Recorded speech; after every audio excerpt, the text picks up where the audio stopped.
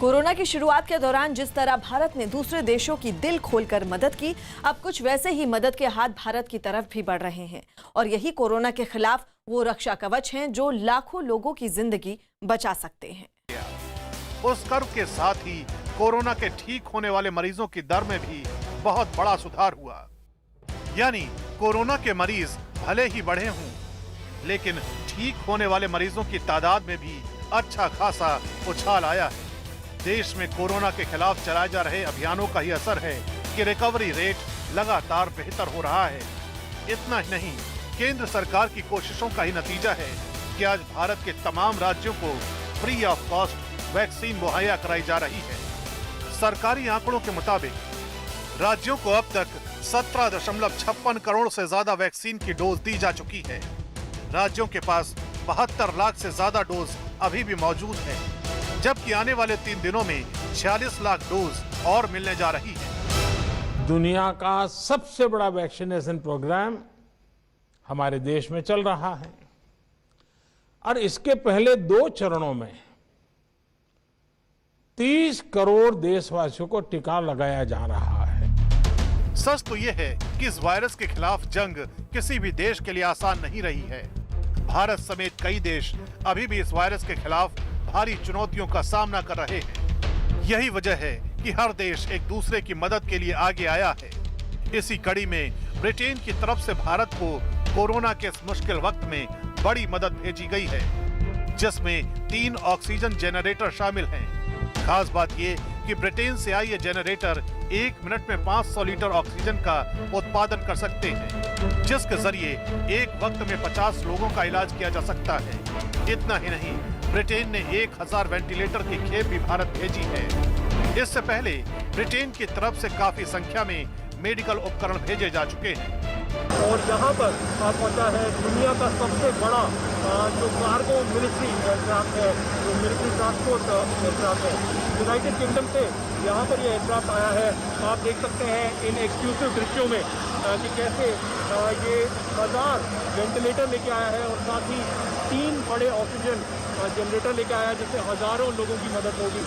ये एक्सक्लूसिव तस्वीरें आपको सिर्फ न्यूज़ 18 पर मिल रही हैं, जहाँ पर आप देख सकते हैं कि यूनाइटेड किंगडम से बेलफास्ट से ये आया है और कुछ ही क्षणों में ये सारे जो जनरेटर हैं और वेंटिलेटर हैं राष्ट्रीय राजधानी नई दिल्ली के अलग अलग अस्पतालों में जाएंगे।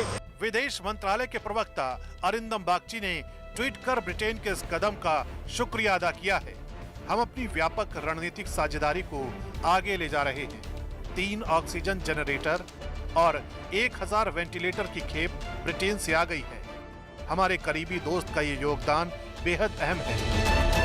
150 देशों में दवाई पहुंचाने का काम उस संकट काल में भी इस देश ने किया है। मानव जात की रक्षा के लिए हम पीछे नहीं रहे। इतना ही नहीं,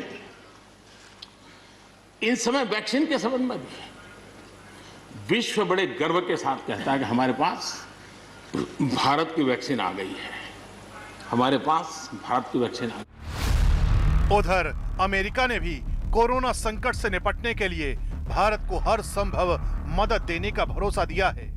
अमेरिका की उपराष्ट्रपति कमला हैरिस ने कहा कि महामारी की शुरुआत में जब हमारे अस्पताल में बेड कम पड़ने लगे थे, तब उस वक्त भारत ने मदद भेजी थी और आज हम भारत को उसकी जरूरत के समय मदद का फर्ज निभाएंगे।